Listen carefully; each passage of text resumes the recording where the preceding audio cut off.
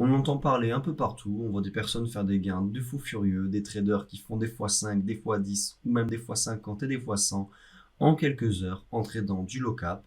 Mais le trading de low cap, qu'est-ce que c'est?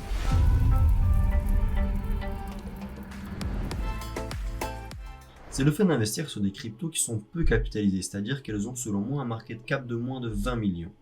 Ça peut être plus ou beaucoup moins. Outre la capitalisation, ce qui est très important à regarder, c'est la liquidité. Et plus elle va être basse, plus le token va faire des variations énormes. Si on prend le token Build, voilà, par exemple, à l'instant, il y a eu un achat de 1500 $. Ça a fait passer le prix de 27,3 à 27,9, ce qui est une variation très importante. On peut voir que la liquidité sur ce token est de 247 000 $. Pour rappel, la liquidité, ça correspond à la valeur en dollars qui se trouve dans la pool de liquidité du token en question. Donc plus la valeur est élevée, et moins le prix va être impacté lors des achats et des ventes. Si on prend par exemple le scan, qui lui a 1,2 million de liquidité, on peut voir que une vente de 2700 $ fait baisser le prix beaucoup moins que le build. Il va passer de 29,48 à 29,01. Sur certains low cap, la liquidité est tellement faible que si certains investisseurs viennent à coût de 5 000 ou 10 000, ils peuvent faire exploser le prix de votre crypto.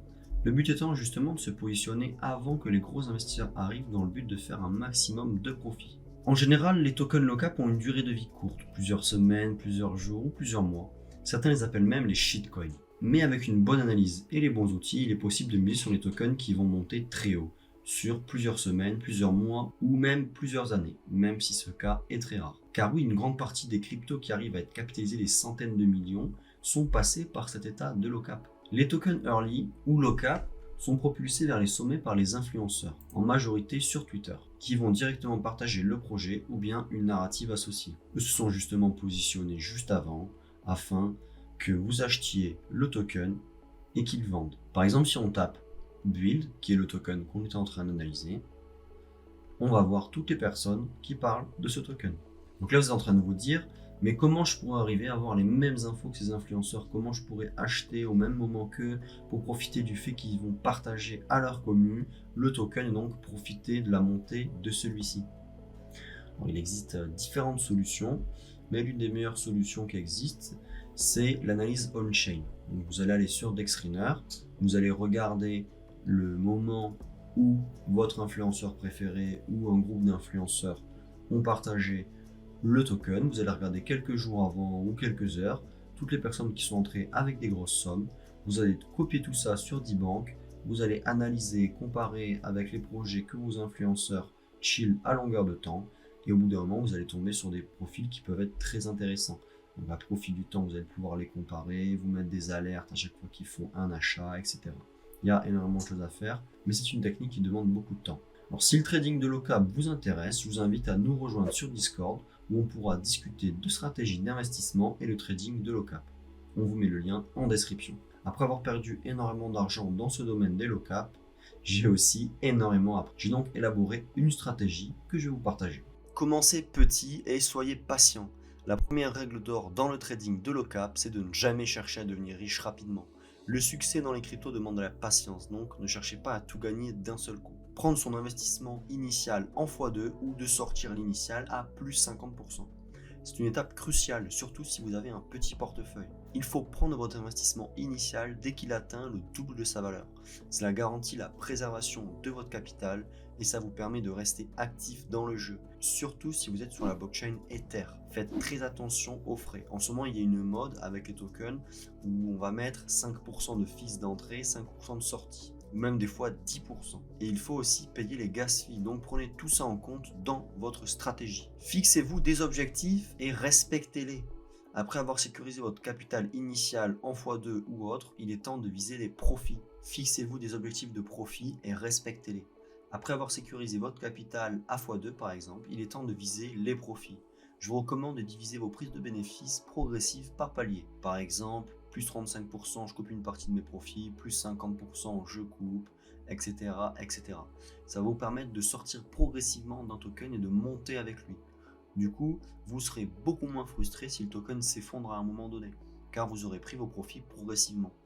Ne soyez pas non plus frustré si le token explose en vous disant j'aurais dû tout garder, j'aurais fait des profits beaucoup plus gros. Car c'est rare, en moyenne vous avez beaucoup plus de chances qu'il se passe l'inverse. Croyez-en mon expérience, sur le long terme, c'est cette technique qui fonctionne le mieux. Prenez le prix comme niveau de résistance. Lorsque je parle de prix comme niveau de résistance, je fais référence à des seuils psychologiques ou symboliques que les traders surveillent de près. Par exemple, un nouveau sommet historique, qu'on appelle aussi ATH, un prix atteignant un chiffre rond symbolique comme 1 dollar, 50 centimes, 30 centimes, 10 dollars, 20 dollars, etc. N'oubliez jamais que derrière chaque transaction se trouve un être humain avec des émotions, des doutes et des objectifs. Si vous constatez que le prix se rapproche d'un ATH ou d'un prix symbolique, vous pouvez être sûr que de nombreux investisseurs surveillent la même chose que vous. Certains d'entre eux ont peut-être accumulé du token à des prix inférieurs et envisagent de prendre leurs bénéfices à ces niveaux psychologiques. Il est crucial que vous vous mettez à la place des autres traders et d'essayer d'imaginer ce qu'ils ressentent lorsque le prix se rapproche à des niveaux importants. Si vous pensez que le prix atteindra bientôt un nouvel ATH, considérez que d'autres investisseurs pourraient ressentir exactement la même excitation et envisager de vendre pour réaliser des bénéfices. De même, si vous voyez que le prix se heurte au niveau de résistance comme 15-20 dollars pendant une longue durée et qu'il va se diriger progressivement vers 40 dollars, envisagez que certains traders ont peut-être accumulé énormément de jetons à 20 dollars et qu'ils prévoient de doubler leur investissement et donc de sortir. Tout ça, c'est évidemment lisible sur la blockchain, sur des screeners. Prenez en compte le market cap comme niveau de résistance. Il y a énormément de tokens et de projets qui vont être bloqués à 250 000, 300 000 de market cap. Après, ça va être plutôt vers 850 000, 1 million de dollars de market cap. Et après, ça va être plutôt vers 2,2, 3 millions. Après, ça va être 7, 10 millions. Et après, ça va être entre 25 et 30. Et après, ça peut partir vers des sommets. Entrer après une correction. Ça, c'est une stratégie qui est excellente selon moi et que j'utilise régulièrement. Alors, elle consiste à rechercher des tokens qui ont subi une correction, ou qu'on appelle aussi un dip. Ces corrections peuvent être dues à divers facteurs, comme la vente de jetons de la team, vente de ceux qui étaient là très early, qui ont accumulé à un certain niveau, comme je vous disais auparavant. Et elles offrent souvent des opportunités de prix d'entrée très avantageuses. Il est très fréquent d'ailleurs qu'après un lunch, il y ait un dip de 40% à 60%. Donc si vous voyez un nouveau projet très intéressant, commencez d'abord par tracer des traits sur la courbe, analysez un petit peu pour chercher un bon prix d'entrée, à moins que vous pensiez que vous êtes arrivé au moment où ça va faire que monter, que monter. Si on prend par exemple le token Build que je vous ai présenté juste avant, on va analyser les différentes zones d'entrée, zones d'achat qui pourraient être intéressantes selon moi. Ce qui est intéressant, c'est de voir où est-ce que les bougies tapées au sommet et tapées en bas. Ce qui est important, c'est d'analyser le sommet des bougies et le bas des bougies. Vous allez voir qu'en traçant simplement des traits, vous allez pouvoir trouver des entrées très intéressantes. On peut voir que là, il y a eu énormément de résistance ici. Donc on va pouvoir déjà tracer un trait ici. Ça nous fait déjà un point d'entrée possible. Après, ça ferait que le token, là le token est actuellement à 25, que le token descendrait vers 18, 19, 20 à peu près. Donc ça nous ferait une baisse de 20%, ce qui est quand même assez élevé, même si on est sur un token early. On va pouvoir donc tracer un autre trait. On peut voir qu'ici, il y a d'autres résistances. Moi, j'aurais plutôt tendance à aller chercher ce genre d'endroit. Hop. On peut voir que là, il y a eu des résistances. Le token est descendu plusieurs fois à ce niveau-là, donc il pourrait potentiellement rentrer dans cette zone et ce serait une zone d'achat. On va prendre un autre token, par exemple le scan. Le scan, on peut voir que là, lorsqu'il y a eu cette grande montée, pour les gens qui étaient patients, il y avait un point d'entrée. Comme je disais, là où il y a de la résistance, on va pouvoir tracer un trait ici. Voilà, on trace un trait. Quelqu'un qui a vu le token ici pumper, s'est dit ah, ça y est, c'est parti et tout ça. Si vous avez pas mal à investir dessus, vous pouvez vous dire ok, je garde pour pouvoir investir dessus lorsqu'il aura un dip. Donc, vous tracez votre trait aux résistances qu'il y a eu avant. Et là, le token est descendu, hop, et ça a touché. On peut voir ici qu'il y a eu aussi, on pourrait tracer un trait ici. On va le faire. Il y a eu pas mal de résistance là, là. Hop. Et donc là, on peut voir aussi un endroit qui est très intéressant. Regardez. Si on prend là, on voit qu'il y a plusieurs sommets. Là, c'était l'ancienne ATH, ça a tapé. Toujours une petite zone ici où ça rebondit. Dans les environs là, ici aussi, là, là. Et donc là, on est au-dessus. Donc on pourrait se dire que vers les 25-26, ça pourrait être aussi potentiellement une zone d'achat. Donc là voilà, on a nos 3 petites zones d'achat si on est bullish sur le token à un moyen ou long terme. Je vous fais une petite update, je venais tout juste d'enregistrer mon écran pour tirer les traits.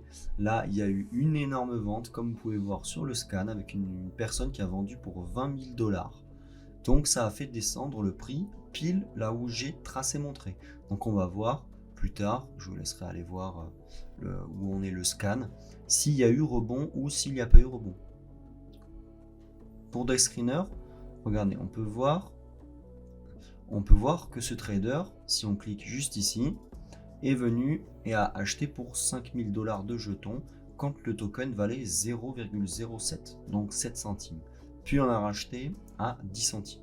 Là, le token est à 25 centimes et il a vendu quasiment l'intégralité de sa position. On peut voir que lui, il a fait un bénéfice d'environ 15 000 $, ce qui est vraiment pas mal. Alors voilà, j'en ai fini avec ma stratégie pour trader du low cap en crypto. Rappelez-vous que le succès ne se réalise pas du jour au lendemain, à moins que peut-être vous ayez des gros fonds comme le camarade ici et que vous êtes très patient et que vous avez le courage d'attendre comme cette personne 11 jours pour garder votre position en ayant mis 5 000, 6 000, vous êtes de grandes convictions, vous êtes prêt à avoir ce qu'on appelle le diamond hands, les mains de diamant, vous avez le courage de ne pas vendre, et ben vous allez pouvoir peut-être réaliser des gains, mais c'est risqué, en tout cas c'est pas la stratégie que je préconise sur le long terme. Préservez votre capital, fixez-vous des objectifs de profit et ne laissez pas la cupidité prendre le dessus. Le trading crypto peut être passionnant, mais il nécessite une approche réfléchie pour maximiser vos gains et minimiser vos pertes. Restez informés, soyez prudents. Et je vous souhaite à tous de belles opportunités dans le monde passionnant de la crypto. Petit conseil bonus pour les chasseurs de low cap, ne négligez pas le marketing. C'est-à-dire le site web, les influenceurs, est-ce que ça surfe sur une tendance, tout ça c'est très très important. Quand je dis le site web, c'est tout simplement est-ce qu'il est beau ? Est-ce que c'est harmonieux? Est-ce qu'il y a un thème graphique? Est-ce que tout ça semble? Est-ce que tout va bien ensemble? C'est des choses qui sont très importantes. C'était Thomas de Crypto Decrypt. J'espère que cela vous a plu. N'hésitez pas à nous rejoindre sur Discord si vous êtes intéressé par le trading de low cap et les crypto-monnaies en général. N'hésitez pas à mettre un commentaire, un like, à vous abonner, ça fait toujours plaisir. Et n'oubliez pas, la meilleure manière d'apprendre, c'est de pratiquer. Je vous souhaite une bonne aventure dans les cryptos.